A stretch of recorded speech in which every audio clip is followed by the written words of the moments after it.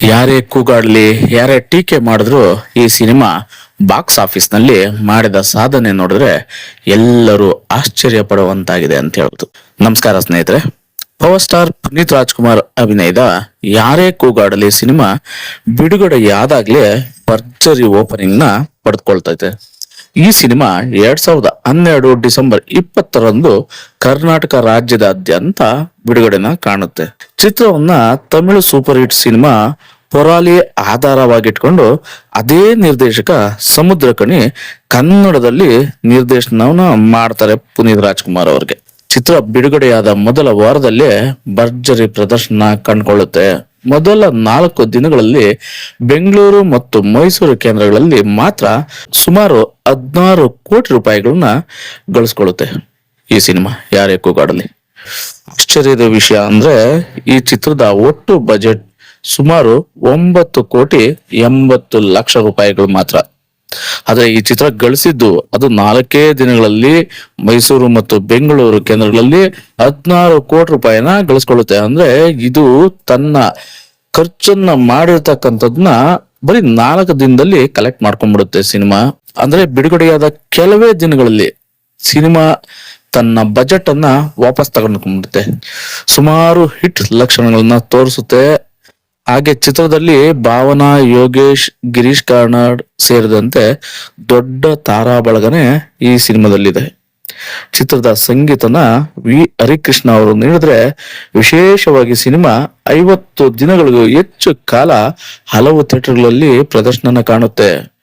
ಪುನೀತ್ ರಾಜ್ಕುಮಾರ್ ಅವರ ಸಿನಿಮಾ ಯಾರೇ ಕೂಗಾಡಲಿ 50 ಥಿಯೇಟರ್ಗೂ ಹೆಚ್ಚು ಥಿಯೇಟರ್ಗಳಲ್ಲಿ 50 ದಿನಗಳಿಗೂ ಹೆಚ್ಚು ಪ್ರದರ್ಶನ ಕಾಣುತ್ತೆ. ಒಟ್ಟಿನಲ್ಲಿ ಹೇಳೋದಾದ್ರೆ ಯಾರೇ ಟೀಕೆ ಮಾಡಿದ್ರು ಯಾರೇ ಕೂಗಾಡಲಿ ಸಿನಿಮಾ ಬಾಕ್ಸ್ ಆಫೀಸ್ ನಲ್ಲಿ ತನ್ನದೇ ಆದ ದಾಖಲೆನ ದಾಖಸ್ಕೊಳ್ಳೋದ್ರಲ್ಲಿ ಯಶಸ್ವಿಯಾಗಿ ಮುಂದುವರಿಯುತ್ತೆ ಯಾರೇ ಕೂಗಾಡಲಿ ಸಿನಿಮಾ ನನಗೆ ತುಂಬಾನೇ ಇಷ್ಟ ಆಯ್ತು.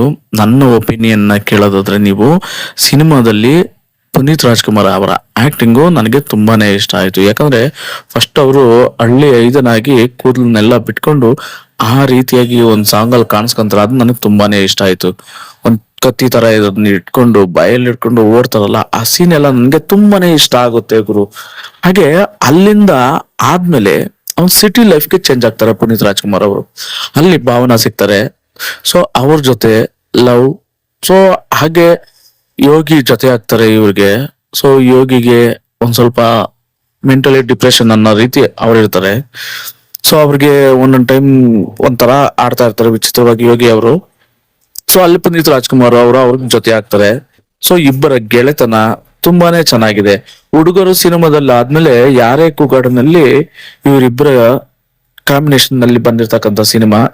ಭಾವನಾ ಮತ್ತು ಸಿಂಧು ಲೋಕನಾಥ್ ಯೋಗಿಗೆ ಜೋಡಿಯಾಗಿ ತುಂಬಾನೇ ಅದ್ಭುತವಾಗಿ ನಟಿಸಿದ್ರೆ ಅಂತ ಹೇಳ್ಬೋದು.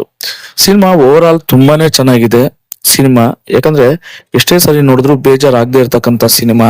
ನಾನ್ ನೋಡಿದ್ನಿ ಸಿನಿಮಾ ತುಂಬಾನೇ ಇಂಟ್ರೆಸ್ಟಿಂಗ್ ಸಿನಿಮಾ. ಹಾಗೆ ಅವರು ಜೀವನಕ್ಕೆ ಒಂದು ಈಗ ಏನ್ ಸ್ವಿಗ್ಗಿ ಅಂತ ಇದೆಯೋ ಅದೇ ರೀತಿ ಅವರು ಒಂದು ಕ್ರಿಯೇಟ್ ಮಾಡ್ಕೊಂತಾರೆ. ಡೆಲಿವರಿ ಮಾಡ್ತಕ್ಕಂಥದ್ದು, ಮನೆಗೆ ಡೋರ್ ಡೆಲಿವರಿ ಮಾಡ್ತಕ್ಕಂಥದ್ದು, ಔಷಧಿ ಆಗ್ಬೋದು, ಊಟ ಆಗ್ಬೋದು, ಎಮರ್ಜೆನ್ಸಿ ವಸ್ತುಗಳು ಏನೇ ಆಗ್ಬೋದು ಡೋರ್ ಡೆಲಿವರಿ ಮಾಡ್ತಕ್ಕಂಥದ್ದು.